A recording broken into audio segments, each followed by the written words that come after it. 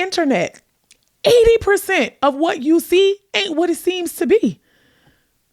Like, if you know, you know, okay? And so, yes, it may seem like your competitor is really growing their reach and building their audience by leveraging trends and different things like reels and all of those things.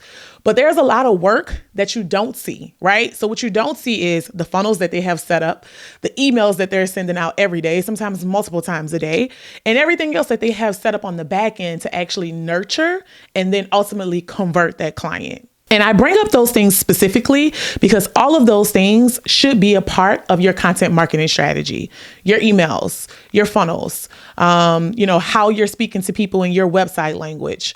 All of those things are a part of it. Social media is just a shiny object that attracts people to your business or your brand. This is the first stop on the train where they get to figure out who you are, what you do, how you serve, and frankly, if you can help them. Because if you're not communicating that, then they move on, right? We're selfish. But what happens next? After they discover you on social media, what's the next stop? And that's the part that's not being discussed enough. We are not talking about what happens next enough. Hey, y'all. Welcome back to another episode of Content for Brunch. I hope that you are starving because I'm ready to serve you, okay? Content for Brunch is the meal your marketing plan has been missing. Let's get into it. What's for brunch? Content, turning profiles into profit. Strategies for baddies, captivating captioning. Hey, Coach Kayla, I'm open to suggestions. How can I turn my content into coin and connections? Profit projections. Content is key when you hiring me, and I teach you how to do it, but consistently. Stop satisfying followers you don't even got. Instead, focus on the people who follow you now. When I'm talking, it's cause I know what I'm talking about. And I create the type of content, keep my name in their mouth. They say content is king, but I say it's queen because women are the source of every damn thing. I talk big money, I got the nerve to do such. You're doing too little if you think I'm doing too much. If you don't know what to do and you're feeling too stuck, tune in to every episode. Let's have content for brunch.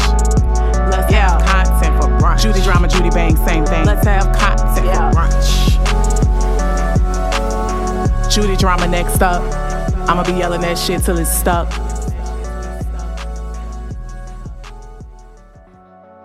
Content for Brunch, the podcast, now available on all platforms. So I think it's time we start having more conversations about what really matters in our businesses, okay?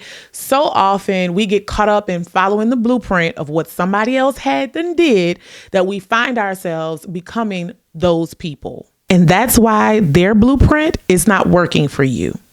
Now, I want to be clear.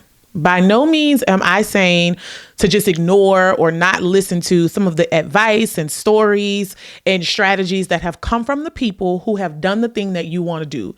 You should definitely take heed to the experiences and the advice of those who have accomplished the thing you want to accomplish.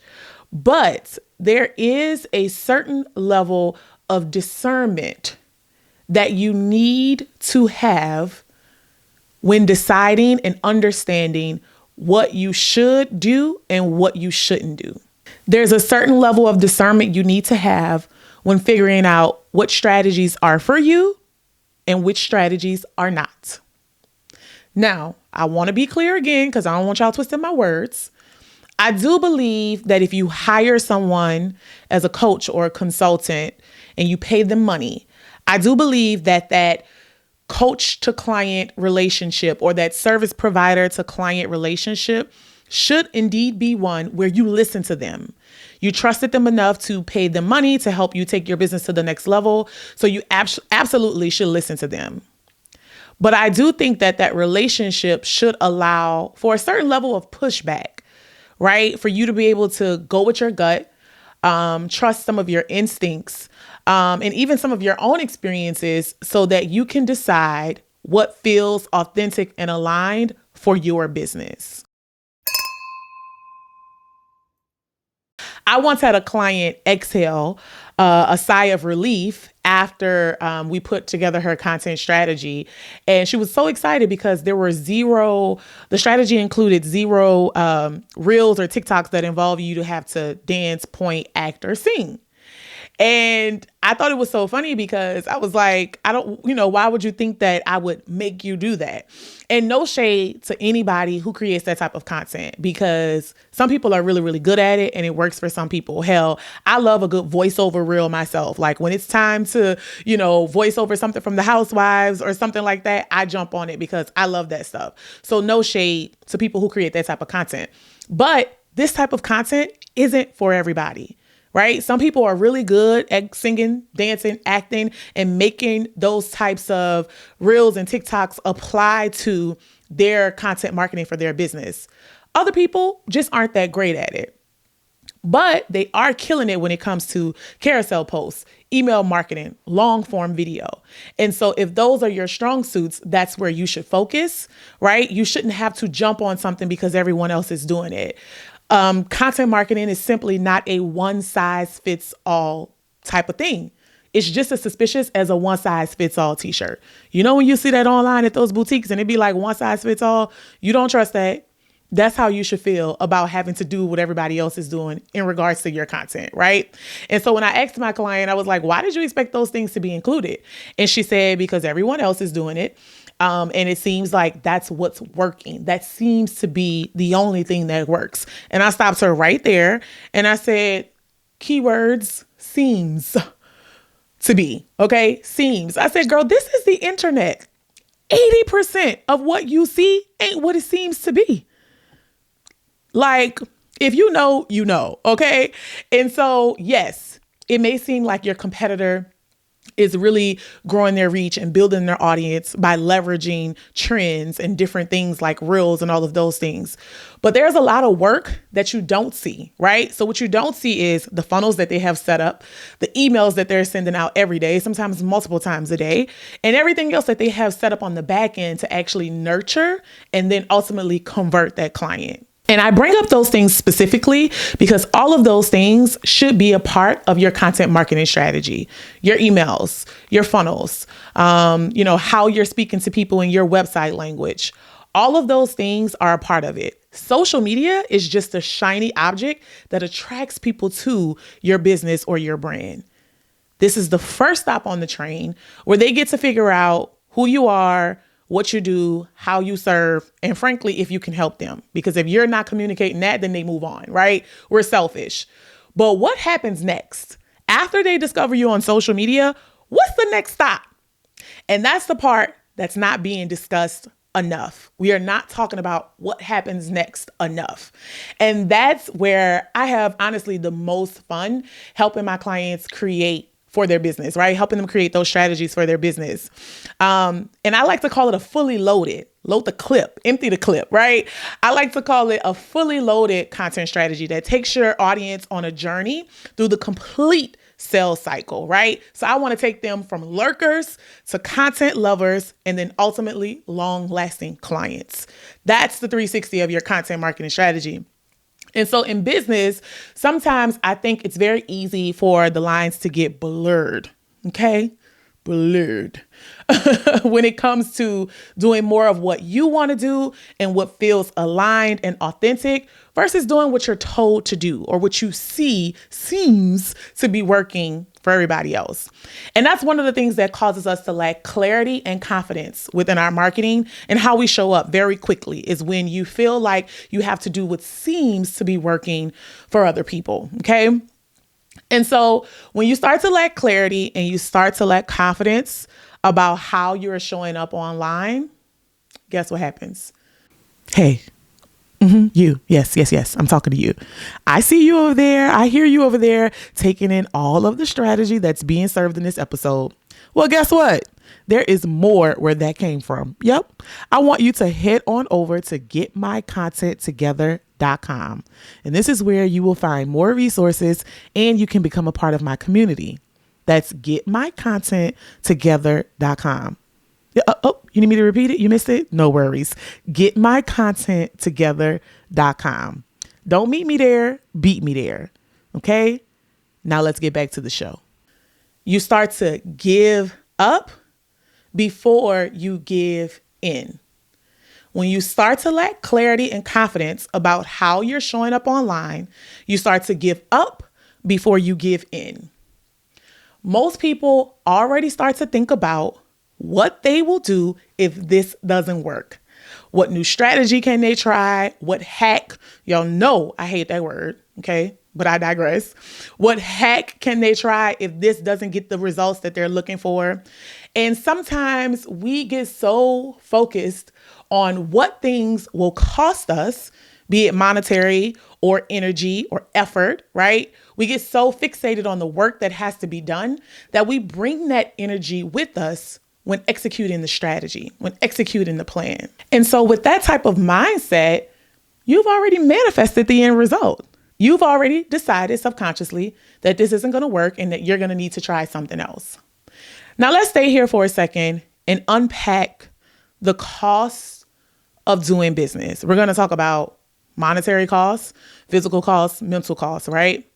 Listen, there is no way around having to invest.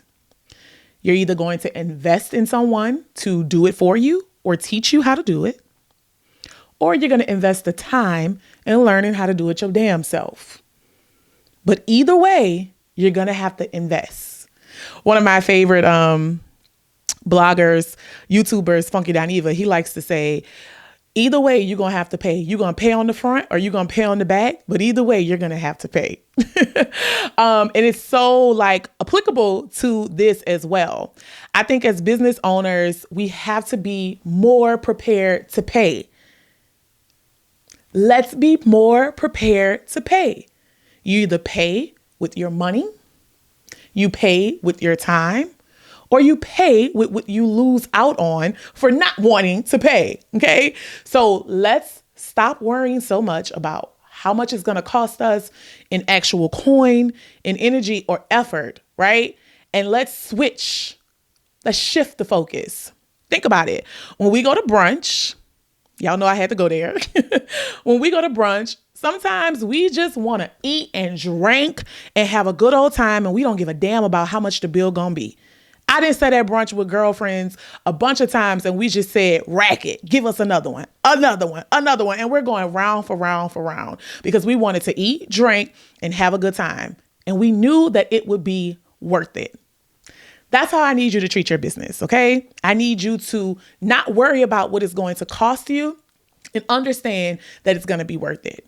We have to make sure that our expectations match our level of execution. We have to make sure that our expectations and our execution are aligned, okay? You cannot expect to get 200 new clients, but only been posting consistently for 2 little weeks, okay? Make it make sense? You cannot expect for people to want to work with you if you're not showing up and telling them why they should, okay?